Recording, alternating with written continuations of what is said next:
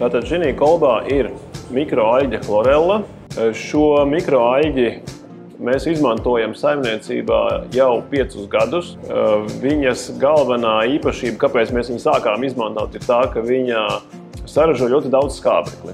Viņa patērē ūdenī esošo biogēnu, proti tas ir slāpeklis, tas ir fosfors, tas ir oglekļskābā gāze, un pretī viņi saražo milzīgu daudzumu ar skābekli. Milzīgs daudzums tas nozīmē vasarā, ja ūdens temperatūra ir 25, 28, 30 grādi dīķī, tad skābeklis 12, 14, 16 mg mums vairs nav nekāds retums, bet tā jau ir tāda ikdienas parādība. Mēs jau pie tā esam pieraduši šobrīd. Un pie tam vēl pie šādas temperatūras dīķī mums bieži vien ir zivis 4-5 tonnas uz hektāru. Šī mikroaļģe apēd ūdenī esošo piesārņojumu, ko rada arī zivis, jo zivis ēdot barību izdala ūdenī slāpekli, viņas izdala ūdenī fosforu, viņas izdala ūdenī amoniaku, elpojot caur žaunām, izdala oglekļskābo gāzi. Šie visi izdalījumi ir ļoti laba barība šai mikroaļģei. Šo mikroaļģi dīķī ļoti labprāt sāk ēst zooplanktons. Savukārt zooplanktons ir dabiskā barības bāze zivīm. Mēs ūdenī esošo piesārņojumu pārvēršam par resursu.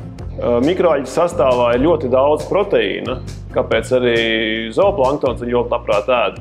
Runa ir par 50 līdz 70% proteīna šīs mikroaļģes savu sausnes sastāvā. Viņas sastāvā ir ļoti daudz visādi vitamīni, viņā ir ļoti daudz dažādi biokatalizatori, aminoskābes, līdz ar to paaugstinās arī īstenībā zivju imunitāte, zivju veselība. Viņa samazina arī dūņu piegaršu zivīm, zilaiļu ziedēšanu vasarā. Mums nav bijuši praktiski eksperimenti Āfrikā, bet saprotot šīs mikroaļģes fizioloģiju, un mēs tā kā domājam, ka Āfrikā varētu sasniegt labākus rezultātus nekā pie mums Latvijā. Ar šīs mikroaļģes palīdzību mēs šobrīd Latvijā spējam izaudzēt zivis uz 1 hektāru 4 līdz 5 reizes vairāk. Un ekonomiski mēs esam aprēķinājuši, ka ja saimniecība izaudzē uz hektāru pa 100 kg vairāk zivis nekā audzēja līdz šim, šī mikroaļģe no ekonomiskā viedokļa jau ir sevi kompensējusi. No ekoloģijas viedokļa, no klimatu pārmaiņu viedokļa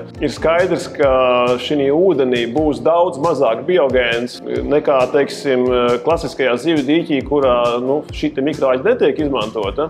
1 kubikmetrs šīs mikroaļģes suspensijas saražo apmēram tikpat daudz skābekli, cik 100 koki. Dīķos, laižot šo mikroaļģi, mēs arī atmosfēru bagātinām ar skābekli.